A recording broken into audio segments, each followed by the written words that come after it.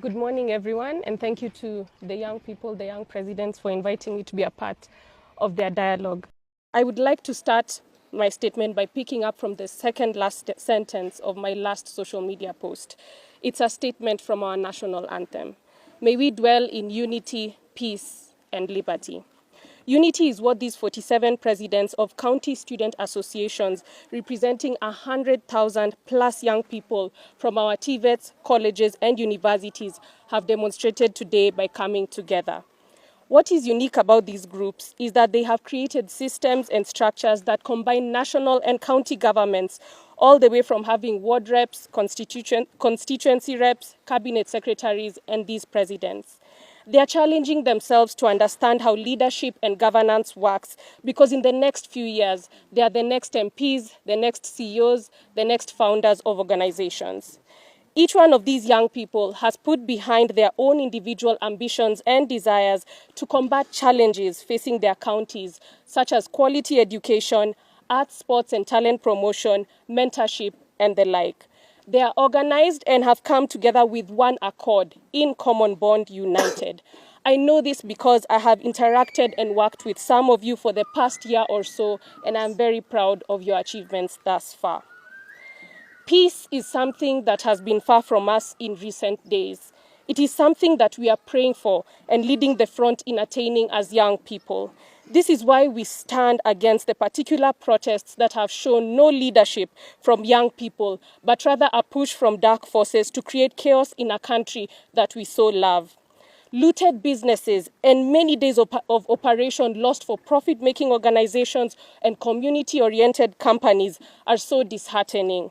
One of the ways out of poverty is entrepreneurship and business, something we're encouraging our young people to engage in, and something we have to strongly safeguard. I mean, how else will plenty be found within our borders?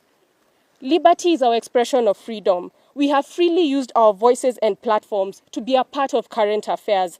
I say we, because I stand before you today, not just as the president's daughter, but as one of you, a young Kenyan passionate about our country's future.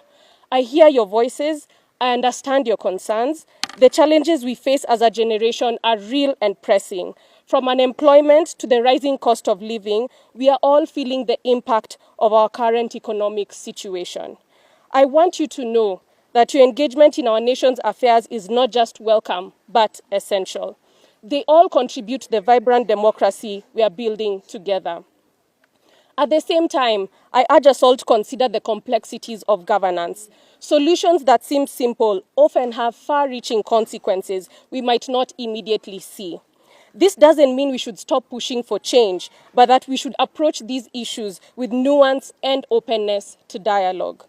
As I continue to use my platforms to support all young people, I would like us to engage constructively. Let's criticize when necessary, but also propose solutions. Let's be the generation that's known not just for its passion, but for its innovation in governance and civic participation. I don't have all the answers, and I won't pretend to. But I'm here to listen, to learn, and to work alongside each of you for a Kenya that reflects our hopes and dreams. Our shared love for Kenya is what will indeed move us forward. There are many ways to engage with young people. This is something I've been doing for over the past 2 years in my own ways and formats, and the government is putting together the multi-sectoral forum to formalize that. But each one of us can engage with young people. The Ministry of Youth, for example, already engages with young people.